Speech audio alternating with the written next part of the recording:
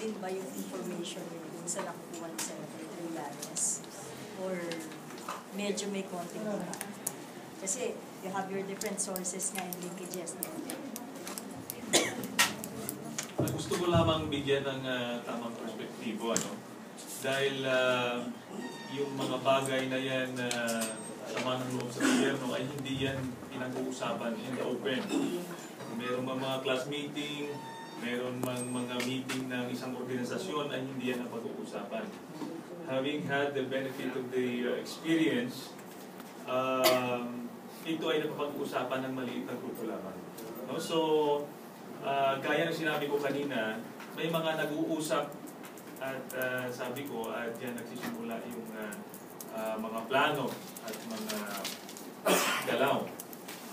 Ganun pa man, tama po yun na based on the present situation, mahirap po mag-take off ang ganitong mga sama ng loob. No? At hindi rin natin maiiwasan na magagamit ito ng iba na galit din sa gobyerno sa political side. At hindi lang yan, maraming sektor ang pwedeng gamitin na hindi gusto doon sa kaparaanan ng ating present administration. Sir, it's... Anong galaw yung sinasabi mo? Ang sinasabi ko, yung doon nagsisimula ang pag-uusap, paglalabas ng hinaing, and eventually, pag sinabi natin galaw ay recruitment. Doon nagsisimula. Sir, but how do you go from having a simple conversation about your gripes? And we all have gripes. And we can always discuss our gripes. And we can go on and on about our gripes. But where do you cross that line from just having a conversation to actually doing whatever it is that you need to do? Kasi po, alam natin na itong mga... kasi parang lumalabas, sir, if I'm going to follow the conclusion of what you're saying, hindi na tayo pwede mag-usap about our gripes because it might come across as we're plotting something. Bawal na ba magreklamo ngayon? Hindi naman ho.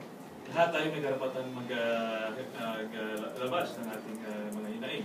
Ang sinasabi ko naman ay related doon sa destabilization na pinag-usapan natin. So, sabi ko nga, hindi yan pinag-uusapan in the open. Kung merong ganong usapan. So, kaya, pag may naaamoy, maganda na nilalabas yan. Para at least, ma-preempt po. So you're saying that it's all talk, there is no active recruitment, is there? I believe so. Kasi hindi po magtatagumpay ang isang galaw pag wala pong involvement ng AP at saka PNP. At gaya sabi kanina, mahirap po na i-convince ang ating hanay ng kapulisan at kasundaluan sa present situation na kung saan ay malaki ang suporta ng ating gobyerno sa pag-angat ng estado ng buhay at modernisasyon ng ating PNP. Tama ba, sir? Accurate may information na supposedly retired yung nag-i-initiate ng supposed dogs, considering na yung reality naman talaga, wala nang force masyado, o walang clout na masyado ang mga retired. We should pay them. Ang bottom line po dito, sabi na kanina, ito po'y trabaho na ngayon ng ating mga intelligence agencies to validate. Dahil sa totoo lang, serious na usapan ito. No, dahil parang magkakaroon tayo ng gulo. At doon sa intelligence agencies naman natin, hindi yan basta-basta naglalabas ng mga information na hindi nila nababalidate. And at the same time, mag-create lang yan ng unnecessary panic. Are you a member of the Brotherhood of the Flag? The Brotherhood of the Flag. Are you a member? Hindi po. Sir? Well, okay na. Yung sinabi niyo kanina na, I can't remember who said this, pero sabi niyo, iba na, I think this General Act, na iba na yung sitwasyon ng dati ng hani na sundalo, na uniformed or personnel, kesa dati. What do you mean by that? Mas professional na ba kayo? Mas less na ba ang corruption sa loob? Wala nang pasalubong, wala nang pabaon? Na, naging sentimiento din dati against the uniformed men.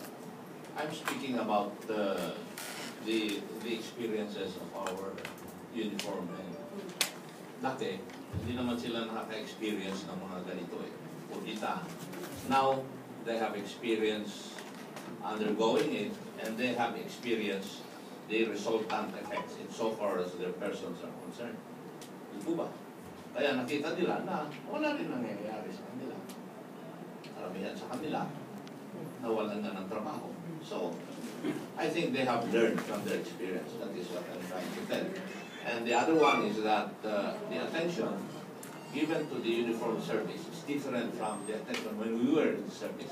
For example, if you look at the capital outlay of the Philippine National Police now, it is in the terms of billions. 2 billion plus ang capital outlay na. And their budget now is, for last year I think, is 72 billion.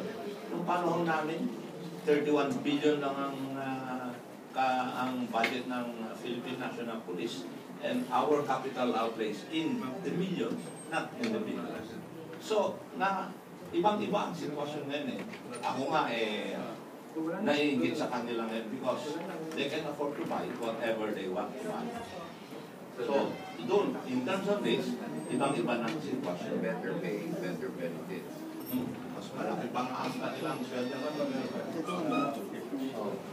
Ang problema po, kagaya ng sinasabi, yung mga retirees, kasi pag may increase sa pay, hindi sumusunod yung retirement pay ng mga retired general. Yun po ang nangyayari. By the way po if may dagdag ko lang po, since Congressman Acop has mentioned yung mga developments po sa PNP, we'd like to reassure our stakeholders that part po ng concern natin, especially po ng Saturday Group, is the rising trend of criminality and the influx of illegal drugs into our country.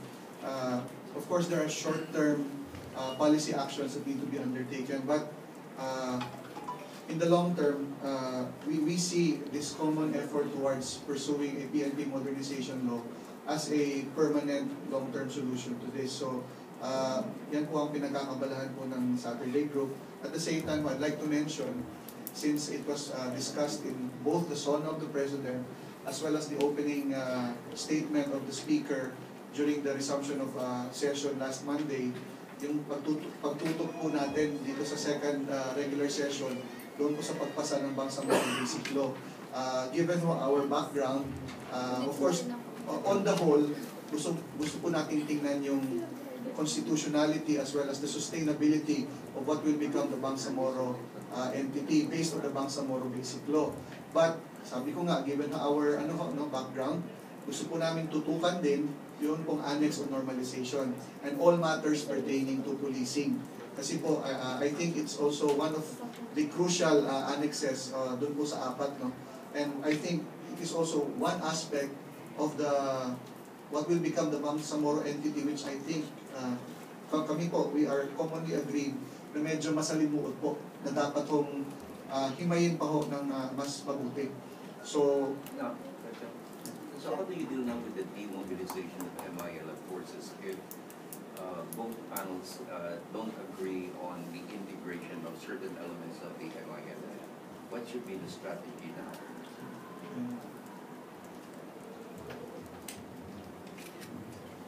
That's a good question because right now what we are trying to see for as a framework for discussion and deliberation is the BBL that's going to be submitted to us. No? Absent that, wala kaming point of reference. Of course, the annex shows that integration is not one of those that is given as a measure for those who are former MILF. No? And what is going to do with that is something that should be looked upon, because integration means they will be accepted by the armed forces or the PNP as part of the uniform service. But will they be accepted in other government work? No? That's something that we have to see. May that be acceptable to them? I think that should be part of what we're going to consult with in our visits to affected areas.